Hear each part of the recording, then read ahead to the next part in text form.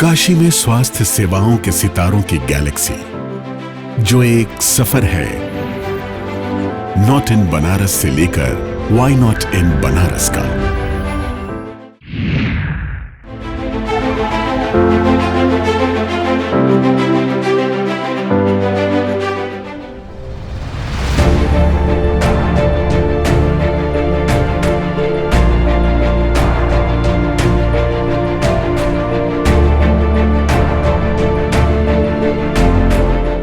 नमस्कार दोस्तों, आज हम आए हैं गैलेक्सी अस्पताल और मिल रहे हैं जाने माने फिजिशियन से, जो पूर्वांचल के जाने माने फिजिशियन हैं, MBBS MD हैं। और उन्होंने बहुत से इस कोरोना का जो काल है, उस काल में उन्होंने बहुत ही ज़्यादा मरीजों को देखा है। चूँकि गैलेक्सी एक कोविड हॉस्पिटल था, यहाँ पर जो भी मरीज भर्ती हुआ उसमें जो स्वास्थ्य का परसेंटेज था उसे बहुत अच्छा जो है वो डॉक्टर राजीव गुप्ता और उनकी पूरी टीम ने मिल करके बनाया है। इसलिए आज हम उनसे जानने की कोशिश करेंगे, क्योंकि कोरोना का काल जो है वो धीरे धीरे अब कम हो रहा है, लेकिन कोरोना जाते जाते भी बहुत सी निशानी और छाप छोड़ के चला जा रहा है। जो दवाइयाँ चल रही हैं उनका साइड इफ़ेक्ट भी बहुत हो रहा है।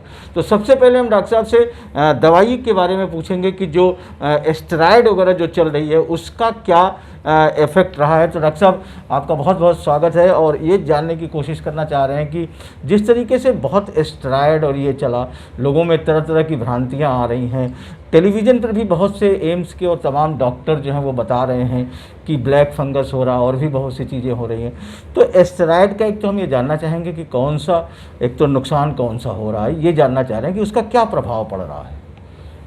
देखिए, वास्तव में देखा जाए तो कोविड के लिए जो दवाइयाँ हैं उनमें स्टेरॉइड का बड़ा इंपॉर्टेंट रोल है। लेकिन इसमें ज़रूरी ये है कि स्टेरॉइड कब दिया जाए, कितने डोज में दिया जाए और हम लोग कब उसको बंद करें।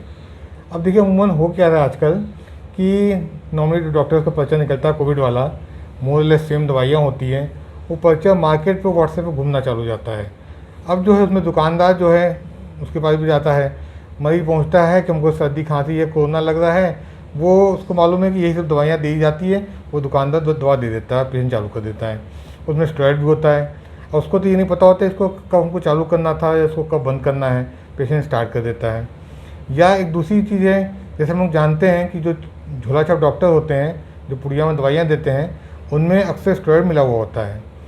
अब पेशेंट जो है सर्दी जुकाम खांसी जो कोरोना का प्रारंभिक लक्षण है उसके लेकर वहाँ पहुँचने के बाद उसको स्टेरॉइड मिल गया वहाँ पे, जबकि शुरू में स्टेरॉइड देना बहुत ही नुकसानदायक होता है। ये न तो झोला छाप डॉक्टर को पता है, न बेचारे पेशेंट को पता है।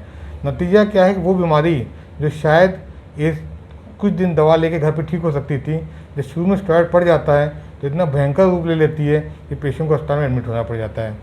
तो वास्तव में ये देखें, ये एक दुधारी तलवार है। अगर सही हाथ में स्टेरॉइड पड़े तो बहुत ही जल्दी पेशेंट ठीक हो जाएगा, कोई कॉम्प्लिकेशन नहीं होगा। लेकिन गलत हाथ में पड़ जाए तो मरीज का जो भी नुकसान हम सोचें उससे कहीं ज़्यादा ही हो सकता है। कहते हैं ना, बंदर के हाथ में उस तरह से ये वही चीज़ हो गई है कि लोग उसको चालू कर दिए हैं बिना ही जाने इसको कब देना है, कितने दिन तक देना है, इसका क्या साइड इफेक्ट है। इसलिए अब जो है उसके काफ़ी नुकसान सामने आ रहे हैं। तो वो किस तरीके की चीज़ें आ रही, मतलब, और आप लोग क्या देख रहे हैं उसमें मेनली क्या क्या देख रहे हैं? क्योंकि कई तरीके की बीमारियां पोस्ट कोविड मतलब के बाद आ रहा है, तो आप तो बहुत से आपके पास भी आ रहे होंगे, तो उसमें प्रमुख रूप से क्या है और उनके उपचार और बचाव के लिए लोगों को क्या करना चाहिए? देखिए, स्टेरॉइड से क्या होता है, इम्यूनिटी कम होती है, ये हम लोग सबको जानते हैं। ठीक है, अब जो है जैसे आजकल हम लोग ब्लैक फंगस सुन रहे हैं, तो ये भी स्टेरॉइड के एक्सेस यूज़ की वजह से ही हो रहा है। अब ब्लैक फंगस कोई बड़ी चीज़ नहीं है, ना कोई नई बीमारी है, ये एक नॉर्मल फंगस होता है जो अमूमन साल भर हमको लोगों को वातावरण में मिलता है और बरसात में कुछ ज़्यादा हो जाता है और हर जगह मिलता है। लेकिन आदमी की इम्यूनिटी इतनी अच्छी होती है कि फंगस को नुकसान नहीं कर पाता, वो लड़के को ख़त्म हो जाता है। लेकिन इस समय जब हम लोग स्टेरॉइड दे रहे हैं, या पेशेंट डायबिटिक है, या कोई ऐसा पेशेंट है जिसका किडनी ट्रांसप्लांट हुआ है, उसको इम्यूनोसप्रेसिव ड्रग चल रही है, उन लोगों को अगर तो फंगस का इन्फेक्शन होता है तो ब्लैक फंगस का रूप ले लेता है। ये तो ब्लैक फंगस की बात हो गई है। दूसरा, स्टेरॉइड से और भी चीज़ें होती हैं, जैसे इससे शुगर बढ़ना चालू होता है। जो डायबिटिक पेशेंट हैं उनका तो शुगर बढ़ेगा ही बढ़ेगा, जो नॉन डायबिटिक हैं उनका शुगर बढ़ना चालू हो जाता है। तो अगर हम स्टेरॉइड दे रहे हैं तो क्लोजली मॉनिटर करना पड़ता है कि अगर शुगर बढ़ रहा है तो उसको कंट्रोल भी किया जाए। नहीं तो होता क्या है, स्टेरॉइड दिया, शुगर बढ़ा, तो एक तो इम्यूनिटी कम किया, दूसरा शुगर बढ़ गया और इससे फिर इन्फेक्शन बढ़ने के चांसेस हो जाते हैं। तीसरा, अगर हम स्टेरॉइड दे रहे हैं तो बीपी बढ़ता है, तो उसको भी कंट्रोल करना जरूरी होता है। प्लस कुछ अगर लंबे समय चल जाता है तो चेहरे पे, हाथ में सब सूजन आ जाती है। तो ये एक नॉन मेडिको आदमी या इसको नहीं जानता, या जो कोई झोला चौक डॉक्टर है वो नहीं जानता। उसको मालूम है कि हाँ स्टेरॉइड देने से मरीज ठीक हो जा रहा है, हम दे देते हैं, लेकिन यही सब नुकसान कर देता है।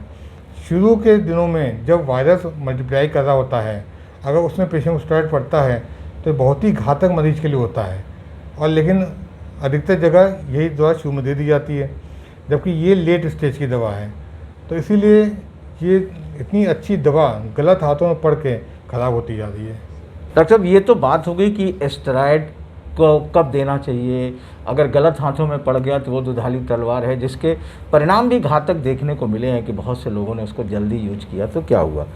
लेकिन अभी जो है किस तरीके के जो पोस्ट कोविड जो मरीज हैं वो किन किन तरीके की शिकायत लेकर आप लोगों के पास आ रहे हैं, और उनके उपचार और बचाव का क्या तरीका है, और कहाँ उन्हें दिखाना चाहिए, कुशल डॉक्टर के पास पहुंचना चाहिए। क्योंकि जैसे आपने बताया कि पहले जब कोविड हुआ तो सही समय में स्टेरॉइड नहीं पड़ा तो उसका बहुत घातक नुकसान है। तो वैसे ही पोस्ट कोविड में भी कौन कौन से लोग शिकायत आ रही हैं और उन्हें किन्हें दिखाना चाहिए जिससे कि पहली वाली गलती न दोहराई जा सके। देखिए, जो सबसे कॉमन तकलीफ जो पेशेंट लेके आते हैं वो कमज़ोरी की है, क्योंकि कोविड के बाद कुछ लोगों को कमज़ोरी काफ़ी ज़्यादा होती है और काफ़ी दिन तक रहती है। तो ऐसे इससे कॉमन कंप्लीट रहती है। दूसरा होता है कि पेशेंट को सांस की दिक्कत होती है। ये डिपेंड करता है कि उसका फेफड़ा कितना डैमेज है। अगर फेफड़ा कम डैमेज होता है तो कोविड के बाद सांस उतनी नहीं फूलती है। एक कुछ पेशेंट होते हैं जिनका फेफड़ा काफ़ी ज़्यादा डैमेज होता है, जब बाद में ठीक हो भी जाते हैं तो फेफड़े की रिकवरी में काफ़ी टाइम लगता है। तो ऐसे मरीजों की सांस काफ़ी लंबे समय तक फूलती है। वो इस हद तक फूलती है कि अगर वो बाथरूम भी जाते हैं तो उनको उतने में सांस फूलने लग जाती है। ये दो कॉमन चीज़ आती है। प्लस तीसरा, जब हम खून पतला करने की दवाइयाँ देते हैं, जब खून पतला करने की दवाई देते हैं तो इससे कहीं ब्लीडिंग होने के चांसेस होते हैं। अब आदमी शेव कर रहा है, उसमें कट गया, ऐसे कंप्लेन लोग पेशेंटों के पास आ रहे हैं कि डॉक्टर साहब शेव कर कट गया, खून बंद ही नहीं हो रहा है। तो क्योंकि खून पतला करने की दवा उसको चल रही थी, जो उसको नहीं पता था, ना उसके डॉक्टर बताया था कि सब कुछ दिन बचाना पड़ेगा, ये तो रहता है। तो इसके अलावा भूख कम लगना, सब लक्षण रहते हैं। अच्छा, तो ये जो लक्षण मिलते हैं, भूख कम लगना, ये सारी चीज़ें होना, तो इसके लिए ट्रीटमेंट कहाँ उन्हें कैसे कराना चाहिए और किन जगहों पर जाके करना चाहिए? देखिए, इसका सबसे अच्छा वही है, इसमें बेसिकली दो लोगों का मेन काम होता है। आपको एक क्वालिफाइड डॉक्टर के पास जाना पड़ेगा। क्वालिफाइड डॉक्टर इसमें जैसे जो MD मेडिसिन होते हैं वो इसको पूरा डील करते हैं, या जो पल्मोनोलॉजिस्ट होते हैं, मतलब MD चेस्ट एंड TB होते हैं वो, क्योंकि इसमें यही दो मेन ऑर्गन ज़्यादा दिक्कत कर रहे हैं। एक तो कमजोरी होने की वजह से, दूसरा फेफड़े की खराबी होते हैं। तो फेफड़े की खराबी को पल्मोनोलॉजिस्ट अच्छी तरह से मैनेज करेंगे या MD मेडिसिन वाले करेंगे। इसके अलावा कुछ पेशेंट को ऐसा होता है जिनका हार्ट रेट काफ़ी कम हो जाता है। हमारे यहाँ कई पेशेंट हैं जिनका हार्ट रेट 40, 42, 45 इतना चल रहा है कोविड ठीक होने के बाद भी। तो इन लोगों को भी जो है, अगर ऐसे दिक्कत होती है तो फिर एक कार्डियोलॉजिस्ट से मिल लेना चाहिए, जिससे उसको प्रॉपर ढंग से इलाज चल सके। अच्छा, तो डॉक्टर साहब एक चीज़ और जानना चाह रहे हैं, कहना चाहेंगे कि अंत में हम ये जानना चाह रहे हैं आपसे कि जो कोविड के पेशेंट हैं, जो हो रहे हैं वो, और अभी भी जो लोग कुछ हो रहे हैं वो, और जो ठीक हो करके हो रहे हैं, उनके एहतियात के लिए और ज़रूरी बातें क्या है, वो एक बार ज़रूर हमारे दर्शकों को बता दीजिए आप। देखिए, जिसको कोविड हो गया है उसको ये मान के चलें फिलहाल कुछ समय तक तो कोविड नहीं होगा। अब ये एंटीबॉडी कितने दिन तक रहेगी वो एक अलग डिस्कशन का मैटर है, रहेगा, लेकिन कुछ समय तक नहीं होगा। लेकिन फिर भी प्रिकॉशनरी उन लोगों को सोशल डिस्टेंसिंग और मास्क जरूर लगाना चाहिए, क्योंकि देखिए कोरोना एक अलग चीज़ हो गई थी। कोरोना हो गया, ठीक हो गया, दोबारा अभी नहीं होगा, 3 महीने बाद नहीं होगा, वो एक अलग बात हो गई है। लेकिन ये ध्यान रखिए, आपका फेफड़ा कमज़ोर हो चुका है। जब फेफड़ा कोई भी अंग कमज़ोर हो जाता है तो उसमें कोई भी इन्फेक्शन जल्दी पकड़ लेता है। तो इसमें आपका फेफड़ा कमज़ोर हुआ है, तो नॉर्मल वायरल फीवर जो सर्दी खांसी होता है वो भी किस टाइम एक बड़े निमोनिया का रूप ले लेगा पता नहीं है। प्लस जो फेफड़ा काफ़ी डैमेज होता है तो थोड़ा सा इन्फेक्शन में कितनी ज़्यादा सांस फूलने लगेगी ये किसी को नहीं पता है। या उसका जैसे बताया कि असर हार्ट पे पड़ रहा है, हार्ट रेट कुछ कम हो जा रहा है या काफ़ी कम हो जा रहा है, तो ये सब चीज़ें बढ़ सकती हैं। तो इसलिए कोविड होने के बाद भी आपको पूरा प्रिकॉशन लेना है कि किसी तरह का दूसरा इन्फेक्शन न लग पाए।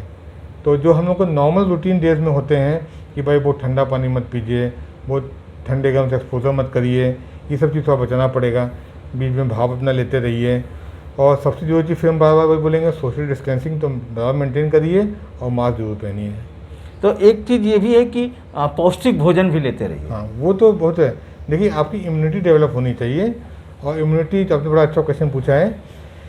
देखिए, इम्यूनिटी डेवलप करना हम लोगों के सुबह से ही शुरू हो जाता है। पहली चीज़, एक अच्छी नींद लीजिए, 8 घंटा सोइए, ये बॉडी को हेल्प करता है। फिर सुबह उठ करके योग करिए, एक्सरसाइज करिए, मॉर्निंग वॉक पे जाइए, मतलब कुछ भी करिए। तो एक अच्छी नींद, एक अच्छी एक्सरसाइज, ये 2 चीज़ आपकी इम्यूनिटी बढ़ाती है। इससे आता है पौष्टिक भोजन। पौष्टिक भोजन में जैसे मेवा है वो आप ले सकते हैं, बादाम है, अखरोट है, ये। इसके अलावा जो नॉर्मल खाना होता है, जैसे सरसों ले लिया, लहसुन है, हरी सब्जियां हैं, ये सब ज़्यादा से ज़्यादा लीजिए, इससे भी आपकी इम्यूनिटी बढ़ेगी। जो मौसमी फल है उनको लीजिए। तो ये करने से मतलब आराम करना, एक्सरसाइज करना और सही टाइम पे सही भोजन करना, इससे भी आपकी इम्यूनिटी काफ़ी डेवलप करेगी। डॉक्टर साहब, बहुत बहुत धन्यवाद आपका। आपने बहुत ही महत्वपूर्ण जानकारी दी, और सबसे जो निचोड़ निकल करके ये आया वो यही है कि आपको कभी भी असावधानी नहीं बरतनी है, सावधानी रहनी है। क्योंकि बहुत से लोग क्या कर रहे हैं कि कोरोना हो गया तो लापरवाह हो जा रहे हैं कि अब हमारी इम्यूनिटी मजबूत होगी, अब हमें 6 महीने तो नहीं होगा। लेकिन दूसरी बीमारियां जो उसने चोट पहुंचाई है हमारे अंगों पर, जो उसने वो किया है, डॉक्टर साहब का कहना ये है कि उसमें अगर कोई बीमारी के चपेट में आते हैं तो वो बड़ा रूप ले लेती है।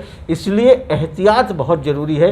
कोरोना हो गया हो या नहीं हुआ हो, किन्हीं भी स्थितियों में एहतियात बहुत ज़रूरी है। तो हम फिर डॉक्टर साहब के साथ कुछ और बातें लेकर के आएंगे अगले एपिसोड में। आज के लिए बस इतना ही। नमस्कार। हम हैं डॉक्टर्स की गैलेक्सी। डॉक्टर्स की गैलेक्सी। डॉक्टर्स की गैलेक्सी। सेवा हमारा धर्म, सेवा हमारा धर्म, और आपकी सेहत ही हमारा सरोकार। आधुनिक सुविधाओं से लैस पूर्वांचल का सबसे जाना माना hospital, Galaxy hospital, Mahmoorganj, Varanasi.